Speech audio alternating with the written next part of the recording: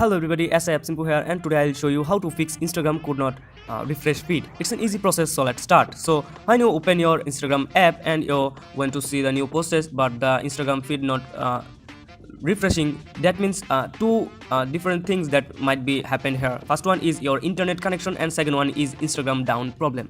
So first of all, just check your internet connection, it is stable or not, or your internet connection is speed. Just you can check the internet speed by this.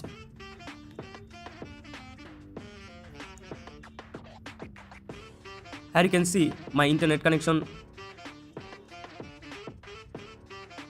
Wait a second, it is now connecting. Just change the website.